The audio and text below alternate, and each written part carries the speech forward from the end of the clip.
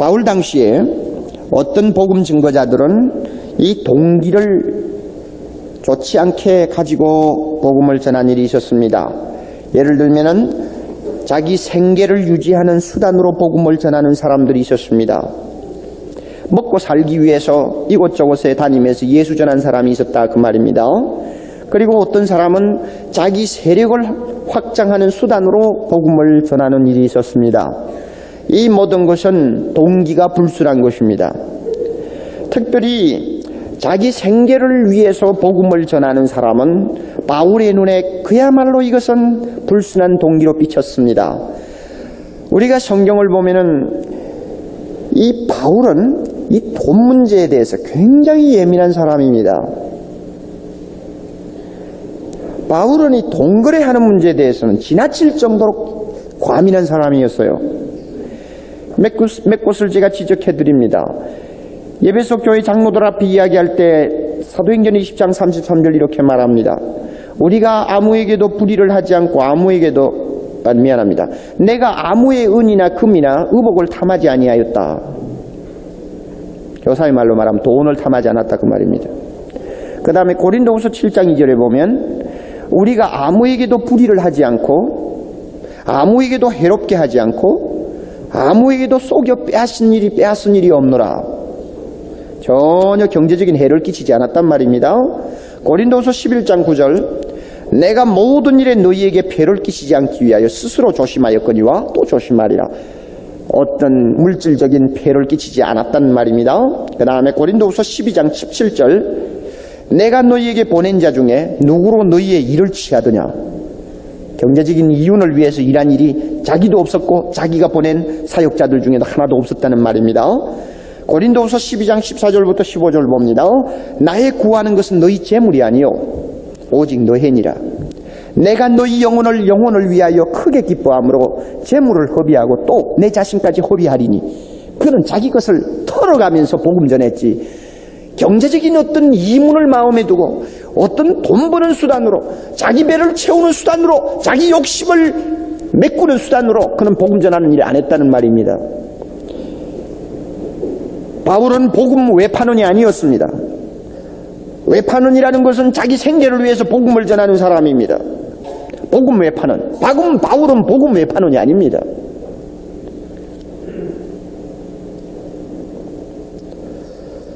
우리가 교회 일을 하든 교회 밖에 나가서 우리가 이웃 사람에게 복음을 전하든 간에 이 동기가 순수해야 합니다.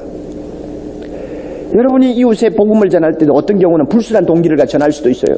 아, 저 집이 경제적으로 더 윤택한 집안인데 좀 사귀어둘 필요가 있겠다. 또 그리고 저런 사람을 교회로 인도하면 11조도 많이 내고 그러면 상당히 교회도 좀 부유해지고 여러 가지 면에 좋지 않을까. 자, 이렇게 해가지고는 슬그머니 접근해가지고 뭐 예수 믿도록 하려고 애를 씁니다. 벌써 동기가 틀려먹었어요. 잘못된 동기입니다.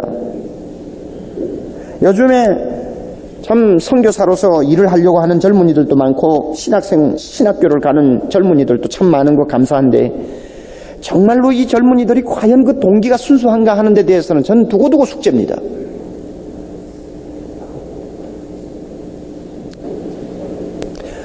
개척교회를 하는 젊은 전도사들이 저에게 편지를 자주 보냅니다. 좀 도와달라고 편지합니다. 그 편지를 받아볼 때 이 양반이 왜 전도사가 되었나 하고 생각을 자꾸 해봅니다. 개척교회 전도사 되어가지고 이곳저곳에 편지해서 그저 어떻게 잘 되면은 한 서너 곳에서만 보조를 받으면은 생활이 거뜬하게 된단 말이야, 시골에서. 그렇게 이용하는 사람들도 없잖아, 요즘 많습니다. 그러니까, 야, 이거 동기가 어디서 있나? 이 사람이 왜 시골에 들어가서 전도사 일을 하려고 하느냐? 아, 이거 좀 알아야 되겠는데, 알 길은 없고. 그렇다고 안 도와주자니 가슴이 너무 쓰리고. 참 괴로워요. 얼마 전에 경기도 시흥군 어떤 시골에 들어가서 전도사 일을 하는 사람으로부터 편지를 받았어요. 한 500호 되는 조그마한 마을인데 절간이 2개가 있고 감리교가 하나 있지만 뭐 교회 구실을 제대로 못한다고 그래요. 복음 전도가 얼마나 힘든지 무지하고 강팍하고 그 사람 말 그대로 한번 읽어보죠. 이곳에서 복음 전도란 몹시 힘듭니다. 무지하고 강팍하고 밭으로 들로 다 나가버립니다. 논에도 쫓아가고 밭에도 가보지만 전도가 무척 어렵습니다. 그러자니 저의 생활은 말이 아닙니다. 허나 주님은 여기를 내가 버리면 누가 오겠느냐고 슬퍼합니다.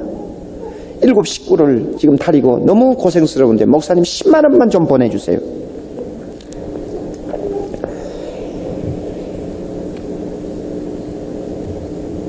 자, 그래 뭐 누군지도 모르지만은 썩는 셈 치고 한번 보내보자 하고는 이제 10만 원을 교회에서 보냈습니다. 답장이 왔습니다. 저에게 10만 원은 큰 돈입니다. 아내도 저도 우체부가 전해주는 기쁜 소식을 듣는 순간 부끄러움도 잊은 채 엎드려 무릎 꿇고 기도부터 올렸습니다. 감격, 흥분된 저희들은 그동안 냉정한 인심 속에 기가 죽어 지내다가 갑자기 힘이 솟구쳐서 당장 걸어서 힘이 되는 곳까지 단숨에 달려가 그동안 교회를 안 나오던 성도집을 신방했습니다. 연탄과 쌀도 사왔고요. 사막에 소낙비가 쏟아진 기분에 저희 교회는 활력소가 되었습니다. 제가 이 편지를 가만히 읽으면서 이 친구 뭔가 좀 있기는 있다. 무엇이 있다는 이야기요? 예? 복음에 대한 감격이 있기는 있구나. 제가 그걸 느꼈어요.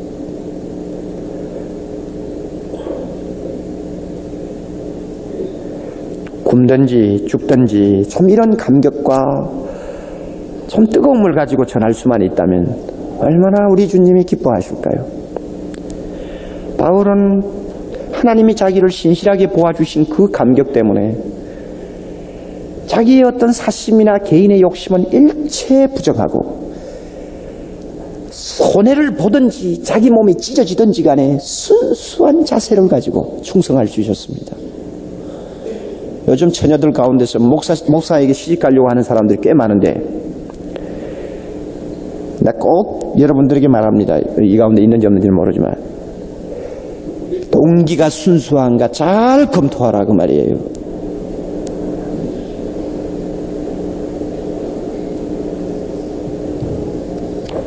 집사람 이야기를 해서 미안하지만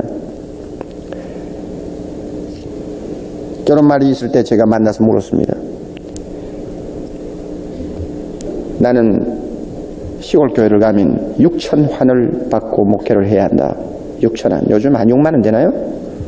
20년 전에 6,000원이니까. 한 6만 원 정도 받고 내가 목회를 해야 되는데 그래도 시집 오겠느냐? 제가 떠봤습니다.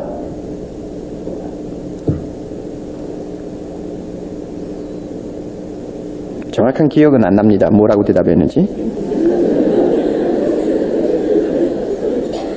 그러나 제가 이렇게 대답을 들었다고 생각이 돼요. 웃으면서 각오해야죠.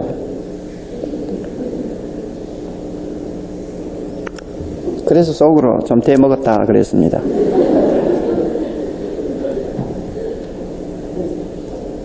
근데 제가 이런 예를 든 것을 참 죄송합니다만은 참 주님의 나라와 영광을 위해서 복음의 사역자가 된다. 또 우리가 교회에서 참 복음 들고 내 이웃에게 가서 전한다. 또 교회 안에서 내가 맡은 직분에 충성한다 할 때 제일 우리가 날마다 살피고 살펴야 되는 것이 있다면 동기가 순수하냐입니다. 탐심의 탈을 쓰지 아니한 진실한 하나님의 자녀로서 충성하느냐.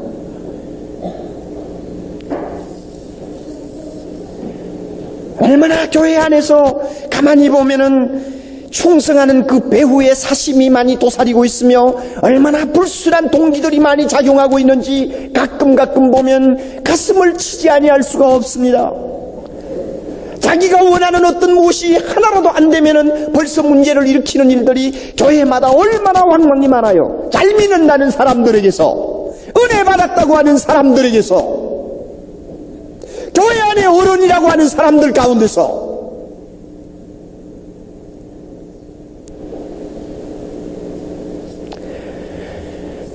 바울은 하나님의 저를 시시하다고 보아주신 그 감격 하나로 전부 만족했습니다. 아무것도 다른 건 욕심이 없었어요. 이게 순수한 동기입니다. 다른 것은 하나도 없어도 좋으니 하나님이 나를 인정해 주신 이것만 해도 나는 내 생명 다 바쳐 주님 앞에 충성하겠노라. 바울의 중심이 이거예요. 오늘 우리에게 이 중심이 있기를 바랍니다. 이 순수한 동기 있기를 바랍니다.